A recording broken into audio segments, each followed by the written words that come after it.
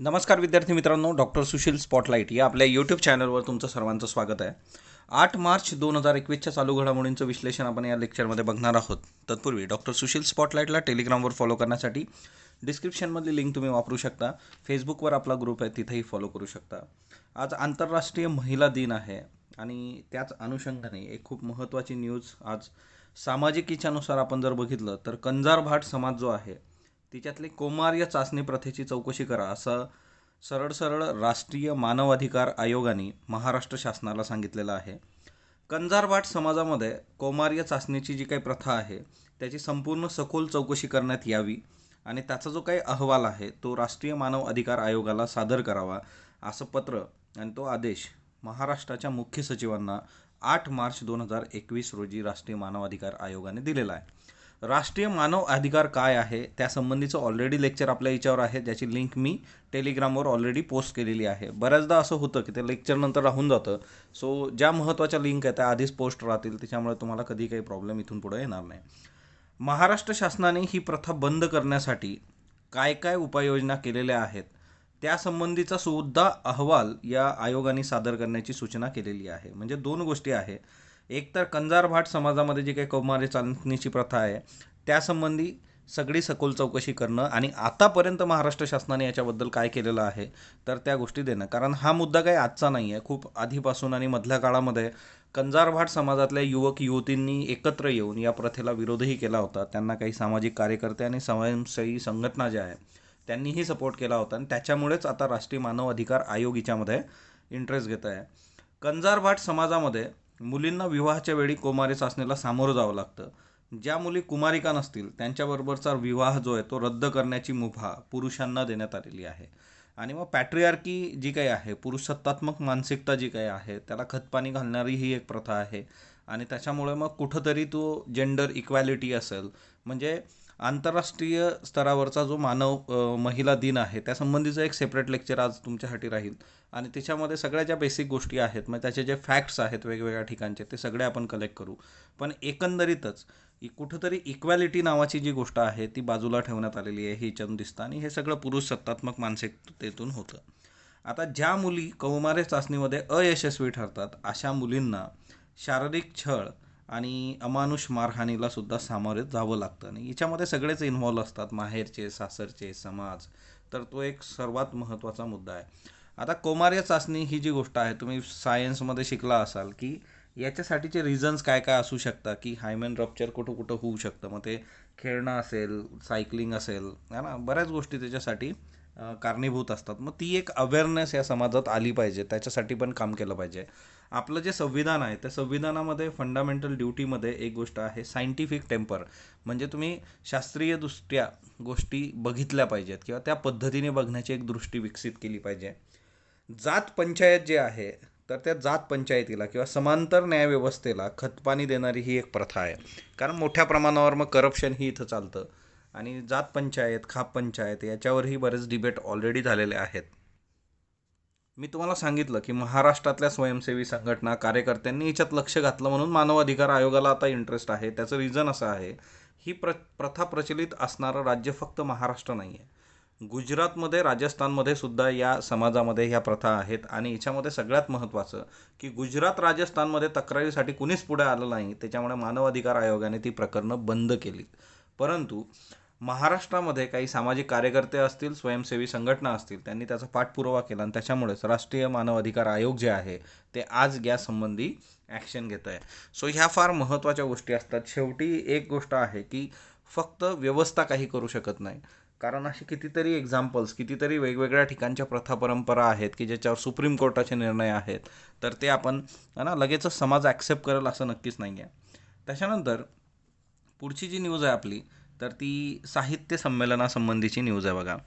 साहित्य संमेलन 94 अखिल भारतीय मराठी साहित्य संमेलन जे होणार होतं नाशिक येथे, ते आता स्थगित करण्यात आलेलं आहे. आणि त्याचं रिझन सिम्पल आहे की एकंदरच कोरोना विषाणूचा जो काही सेकंड वेव्ह आणि वाढते प्रादुर्भाव आहे त्याच्यामुळे हे स्थगित झालेलं आहे. 26 ते 28 मार्च 2021 दरम्यान हे होणार होतं नाशिक येथे. तर येत्या काळामध्ये त्यांचा मानस आहे की मेमध्ये वगैरे ते परत ऑर्गनाईज करायचं, त्यावेळेस बघूयात. एक खूप महत्त्वाचा आज एक न्यूज आहे बघा, ती म्हणजे 3D प्रिंटिंग. आता हे 3D प्रिंट जे आहे की ते 3D प्रिंटिंग नावाची गोष्ट आहे. हा जसाच तसा प्रश्न UPSC मेन्समध्ये तुम्हाला विचारला जाऊ शकतो. 3D प्रिंटिंग, त्याचं महत्त्व आणि त्या सगळ्या गोष्टी. किंवा दुसरं एक आहे ते म्हणजे प्रिलिम्समध्ये प्रश्न जाऊ शकतो की 3D प्रिंटिंगचे खालीलपैकी कशा कशात उपयोग होतो वगैरे वगैरे.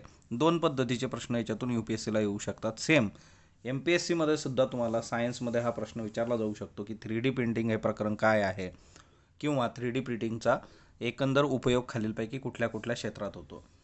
आता 3D प्रिंटिंगमध्ये CMATमध्ये पुणे येथे पाषाणला हे CMAT आहे बघा. तर centre for materials for electronics technology, CMAT जे आहे पाषाण पुणे, तिथं पहिली अत्याधुनिक 3D प्रिंटिंगसाठीची प्रयोगशाळा उभारण्यात येते बघा. आता हा देशातला पहिलाच स्वदेशी 3D प्रिंटिंगचा प्रकल्प आहे आणि त्याच्याकरता हा खूप खूप महत्त्वाचा आहे. आता याच्यासाठीचं जे लक्ष्य आहे ते म्हणजे पुढील 3 ते 5 वर्षात पूर्णतः स्वदेशी 3D प्रिंटर बाजारात आणणं. आता याच्यासाठीचं मंत्रालय जे आहे ते माहिती आहे बघा, इलेक्ट्रॉनिक्स अँड माहिती तंत्रज्ञान मंत्रालय.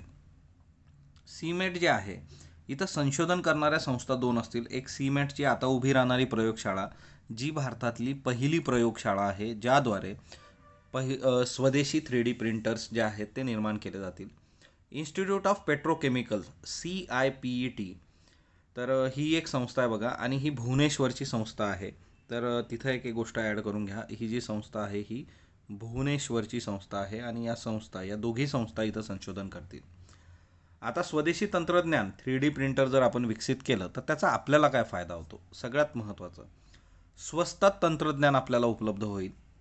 परकीय गंगाजळी जी आहे ती आपली वाचेल. म्हणजे आपल्याला एकतर आयात करावं लागतं ना, आयात तुम्हाला करायचं तुम्हाला डॉलर द्यावा लागेल आणि त्याच्याकरता परकीय गंगाजळी तुमची जाईल. 3D प्रिंटर बरोबर इतर आवश्यक साहित्याच्या बाजारपेठेला चालना मिळेल. म्हणजे त्याचा जो कच्चा माल आहे, तो कच्चा माल, इतर बऱ्याचशा गोष्टी लागतात बघा, तर त्यालाही चालना मिळेल. उद्योगांना अत्यंत प्रगतशील तंत्रज्ञान मिळेल. रोजगार निर्मिती याच्यातून वाढेल.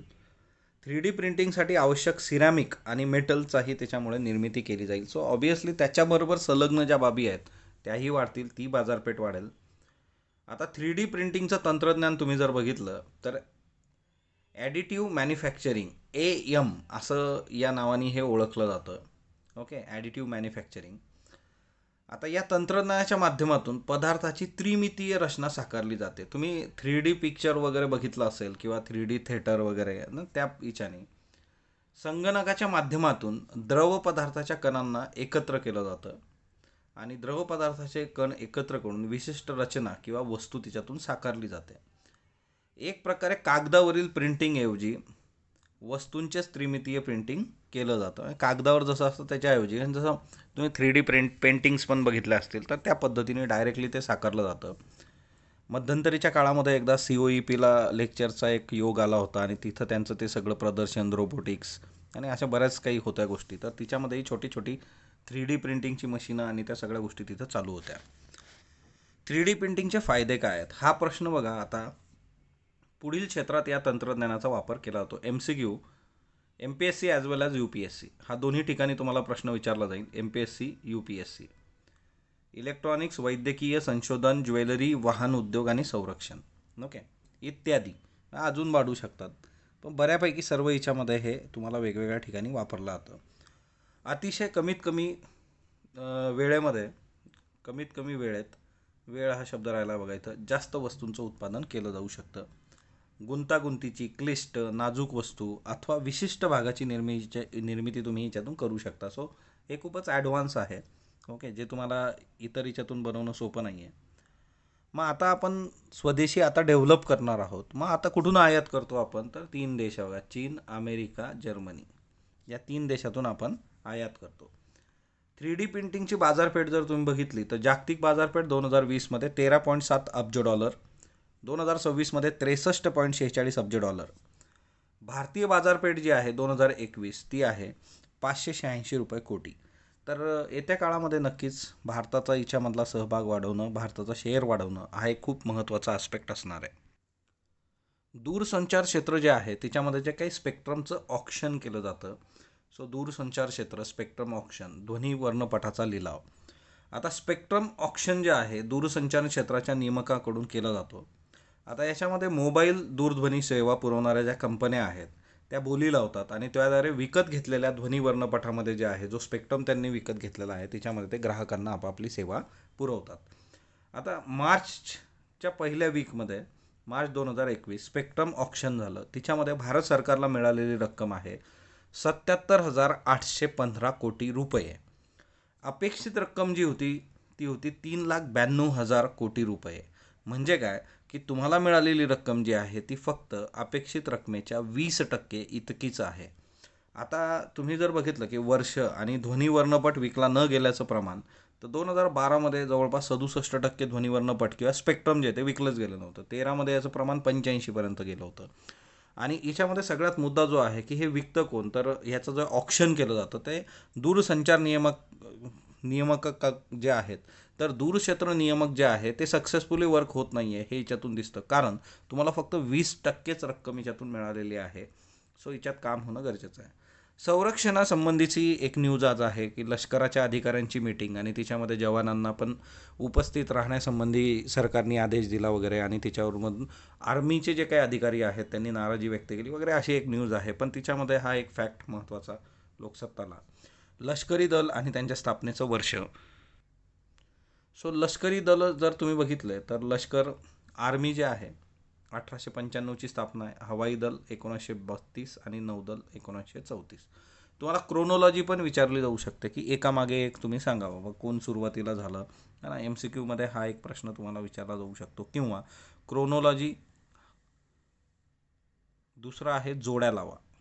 ओके, तर ही एक लक्षात ठेवा, जोड्या लावा पण विचारलं जाऊ शकते की एकीकडे स्थापनेचं वर्ष आणि एकीकडे दल.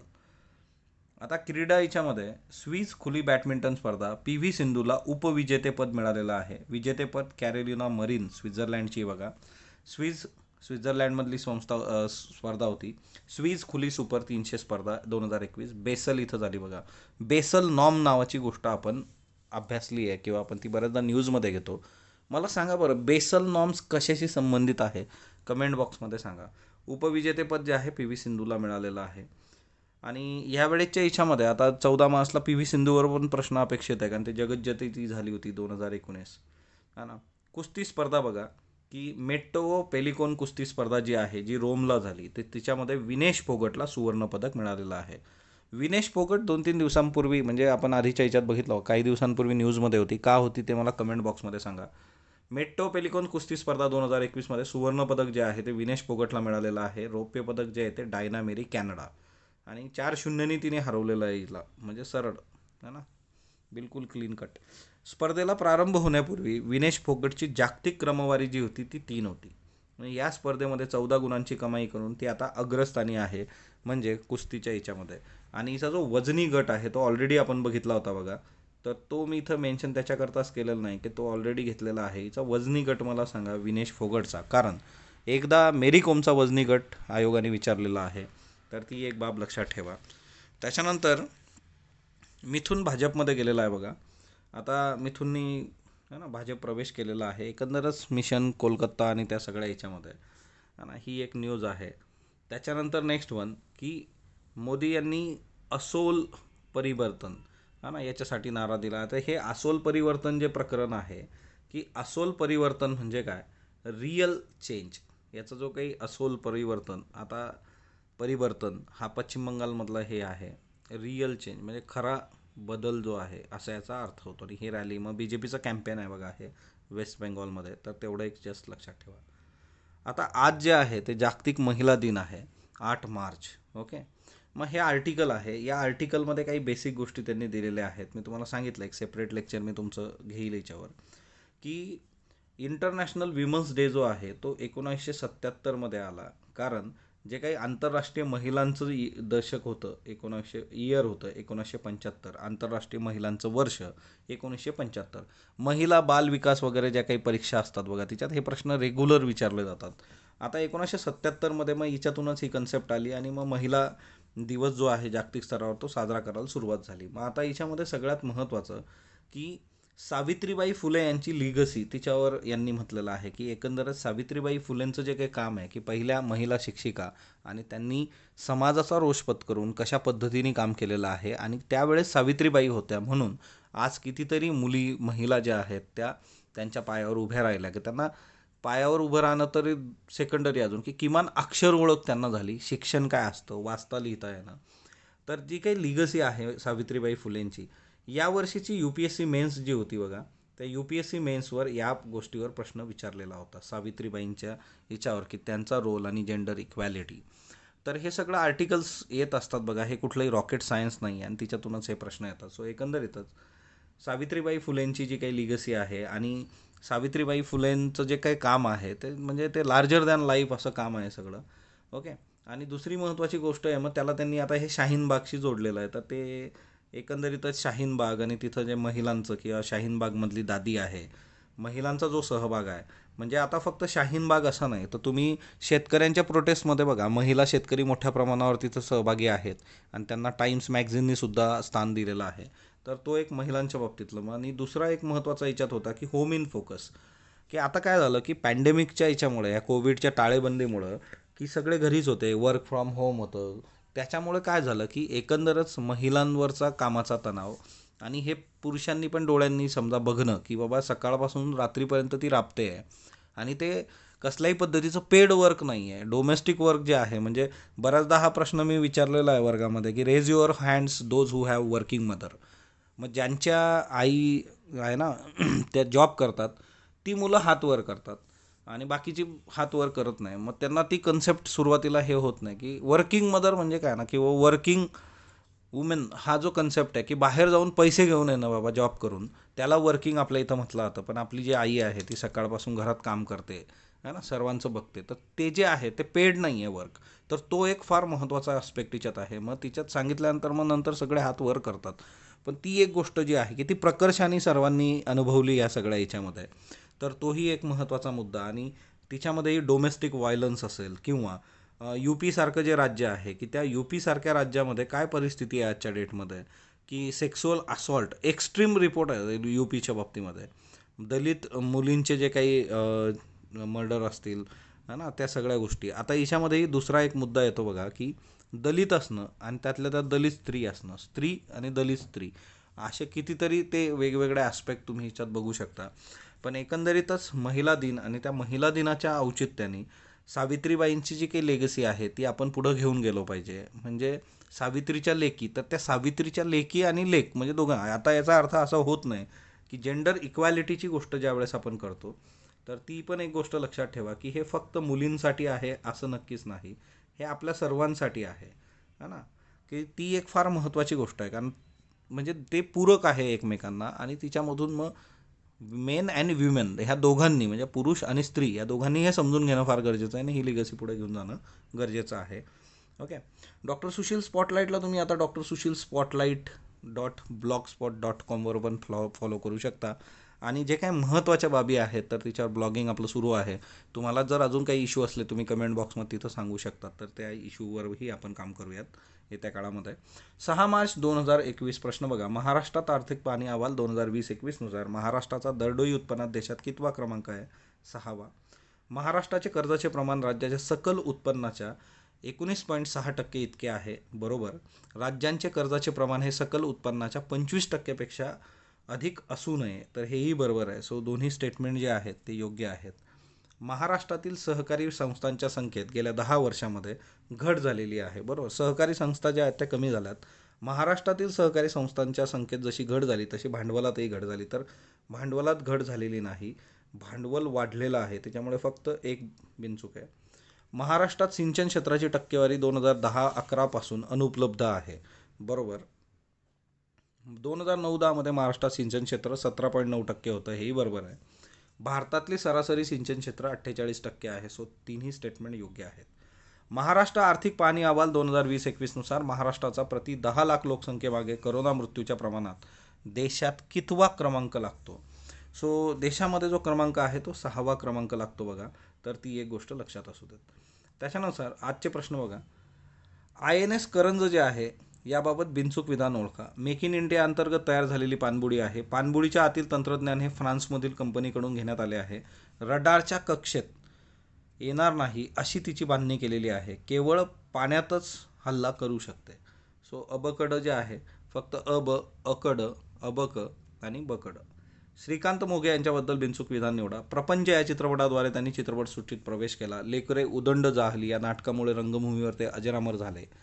ऑल इंडिया रेडिओ दिल्ली येथे वृत्तनिवेदक म्हणून ते आजीवन कार्यरत होते. फक्त अबक.